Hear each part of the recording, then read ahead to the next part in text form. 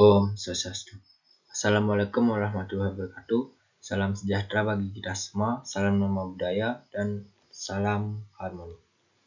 Baik, perkenalkan nama saya Madi Bayu Aryada dengan NIM 2212031011. Di sini saya akan membawakan materi tentang seni rupa dua dimensi.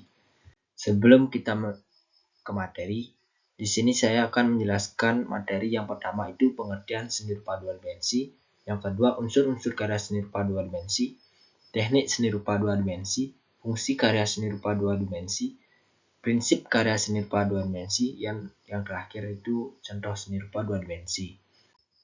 Baik, langsung saja kita ke materinya. Apa itu seni rupa dua dimensi? Seni rupa dua dimensi merupakan karya seni rupa yang hanya mempunyai dua ukuran ataupun sisi.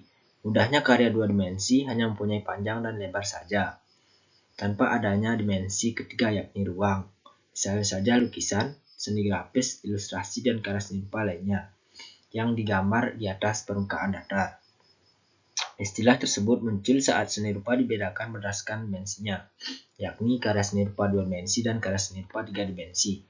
Pergolongan seperti ini dilakukan supaya kita dapat memahami berapa jauh cakupan seni rupa bisa dibedakan. Selain itu, kategorisasi tersebut juga bisa membantu kita dalam memahami berbagai perbedaannya untuk melakukan apresiasi dan juga penilaian sesuai dengan masing-masing jenis karya, baik itu dua dimensi atau tiga dimensi.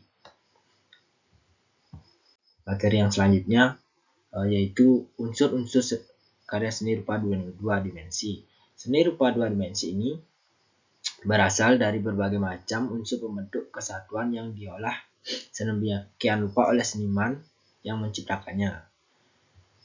Unsur tersebut terdiri dari unsur fisik yang langsung dilihat sampai diraba. Lalu unsur non-fisik ataupun kaidah umum yang digunakan untuk menempatkan unsur fisik dalam sebuah karya yang biasanya disebut dengan prinsip seni. Berikut ini adalah beberapa unsur yang ada di dalam karya seni rupa dua dimensi, yaitu yang pertama titik. Titik merupakan unsur seni rupa yang paling mendasar atau fundamental dari seni rupa dua dimensi.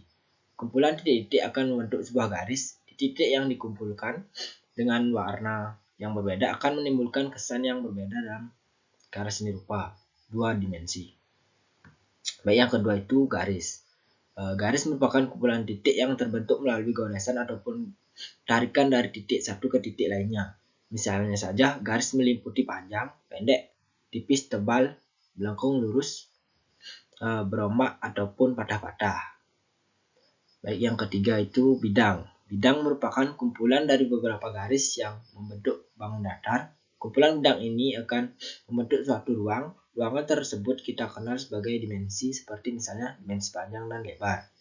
Yang keempat, bentuk.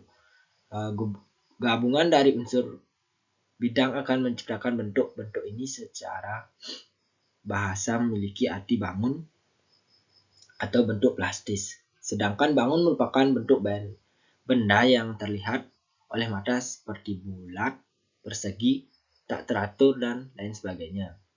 Yang kelima, warna. Warna merupakan unsur yang penting di dalam sebuah karya seni, di mana warna di sini akan memberikan rasa dan pesan di dalam sebuah karya seni yang ingin disampaikan oleh pelukis, sehingga nantinya akan sesuai dengan gambaran kenyataan yang ada. Warna ini dibagi menjadi 5 jenis, yakni warna primer, yaitu merah, biru, kuning, dan warna sekunder, warna campuran, tersier, analogus, dan juga komplementer. Yang keenam, gelap terang. Gelap terang muncul karena adanya perbedaan densitas cahaya yang jatuh pada permukaan benda. Unsur gelap terang ini akan memberikan kesan dan kedalaman dalam sebuah karya seni. Yang ketujuh, ruang dan kedalaman.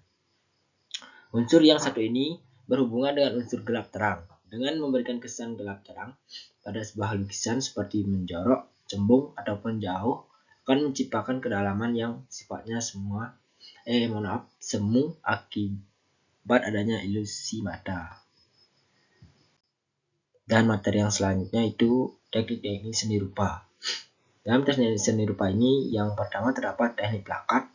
Teknik plakat merupakan salah satu teknik seni rupa dua dimensi yang seringkali digunakan untuk melukis, di mana teknik yang satu ini umumnya menggunakan cat poster dan juga cat minyak akrilik yang digoreskan dengan tebal, sehingga menghasilkan warna yang pekat dan padat.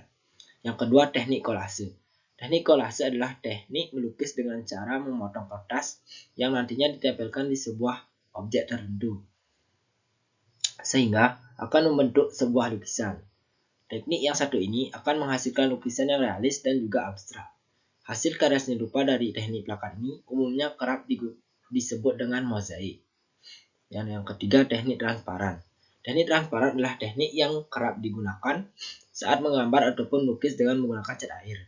Namun cat air ini hanya sekedar digoreskan secara tipis saja, sehingga akan menghasilkan tekstur yang transparan. Yang keempat, teknik akuarel atau sapuan basah. Teknik yang satu ini menggunakan bahan campuran cat air di atas kertas kain dan juga bidang lainnya. Jika menggunakan bidang gambar yang berupa kertas, maka juga dapat menggunakan cat air, tinta bak, atau cat poster. Hasilnya yaitu berupa gambar yang transparan karena menggunakan sapuan tipis dalam menggores. Yang kelima, teknik pointillis. Teknik pointillis merupakan teknik menggambar ataupun lukis dengan menggunakan titik-titik sampai membentuk sebuah objek. Yang keenam, teknik arsir. Teknik yang satu ini dibuat dengan cara menorehkan pensil, tinta, spidol, ataupun alat lainnya yang berupa garis-garis berulang yang menimbulkan kesan gelap terang sampai gradasi.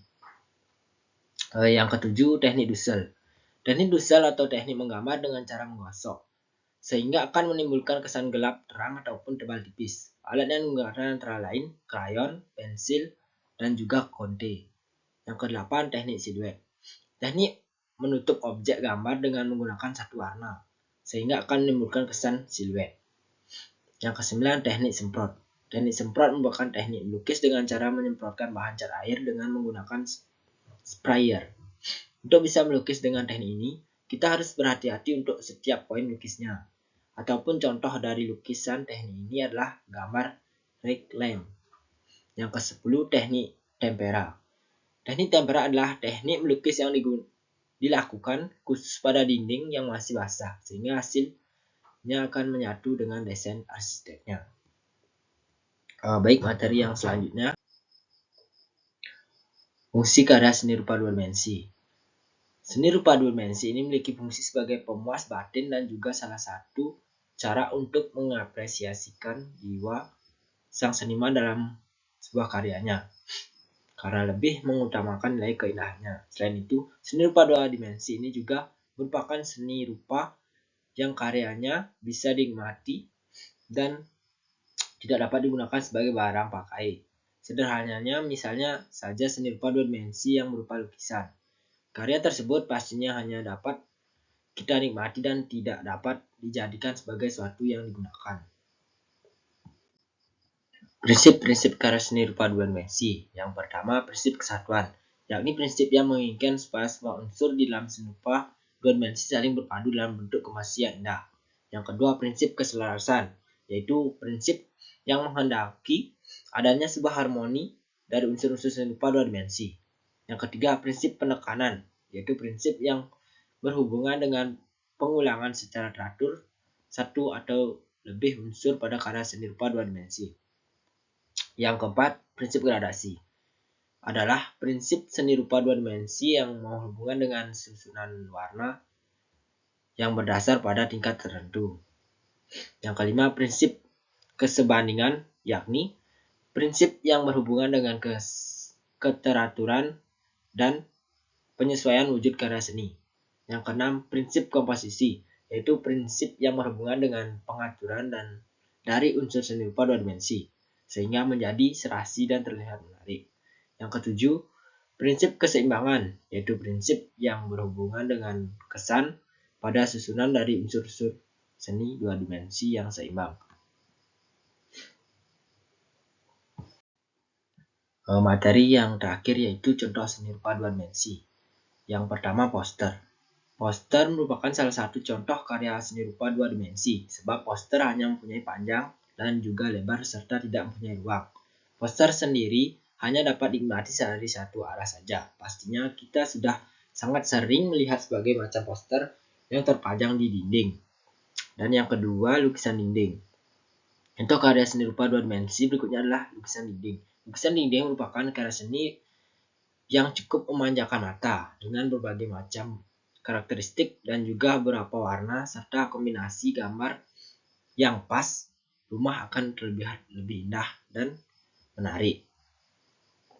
Yang ketiga, batik. Batik merupakan contoh dari karya seni rupa dua dimensi yang khas dan seringkali kita temukan. Bahkan, karya seni ini dapat digunakan karena bisa dipakai sebagai bahan batik. Untuk kain batik yang bagus, jelas sangat banyak jenisnya, akan tetapi sisi satu arah dengan syarat dapat dinikmati, yaitu syarat mutlak warang, dikatakan sebagai karya seni rupa dua dimensi.